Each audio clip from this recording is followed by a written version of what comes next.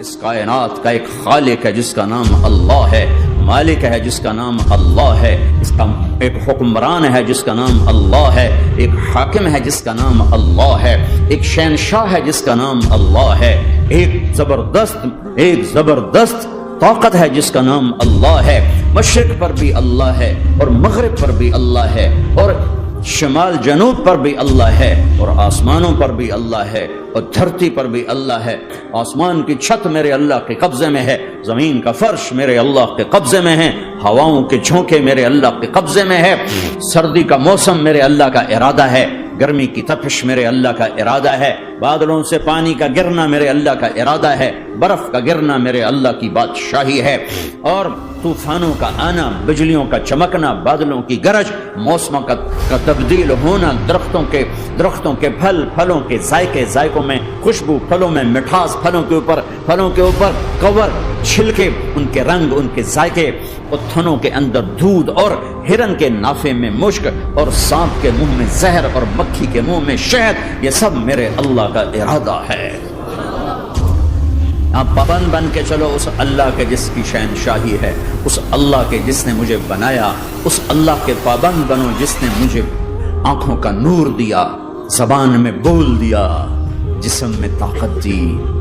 عقل کو سمجھنے کے اوصاف دیے۔ اس اللہ کے پابند بن کے چلو جس نے قرآن کو اتارا، جس نے دھرتی کو بچھایا، جس نے آسمان کو اٹھایا، جو موت دینے والا ہے، جو موت کے بعد اٹھانے والا ہے۔ اس اللہ کے پابند بن کے چلو، اس اللہ کے سامنے جھکو جو قبروں کو پھاڑ کر مجھے پھر کھڑا کرنے والا ہے۔ اس اللہ کے سامنے جھکو جو ساری آدم کی مردہ نسل کو دوبارہ زندہ کرنے والا ہے۔ اس اللہ کے سامنے جھکو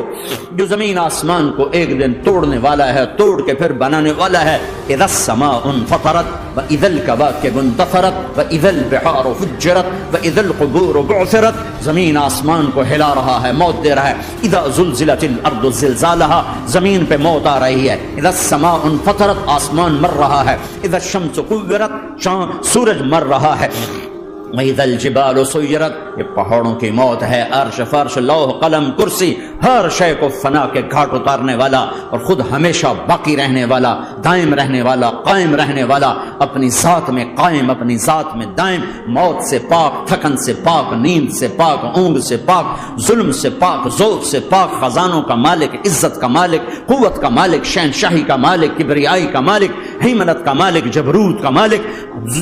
کا مالک، خزانوں کا مالک، فرشتوں کا مالک، جبریل کا مالک، میکائیل کا مالک، اسرافیل کا مالک، اسرائیل کا مالک، طارق جمیل کا مالک، برمنگم والوں کا مالک، آدم کی ساری نسل کا مالک، 2 پاؤں پہ چلنے والوں پر بادشاہ، 4 پاؤں پہ چلنے والوں کا مالک، پانی کی مخلوق، ہوا کی مخلوق، زمین کی مخلوق، رینگنے والے، اڑنے والے، تیرنے والے، جھپٹنے والے، دھاڑنے والے، پھاڑنے والے، ڈسنے والے، سب پر میرے اللہ کی شہنشاہی ہے۔ للہ ملک السماوات والارض وما فیہن، لہ ما فی السماوات وما فی الارض وما بینہما وما تحت الثری وان تجہر بالقول فانہ یعلم السر واخفی۔ وہ کون ہے؟ اللہ۔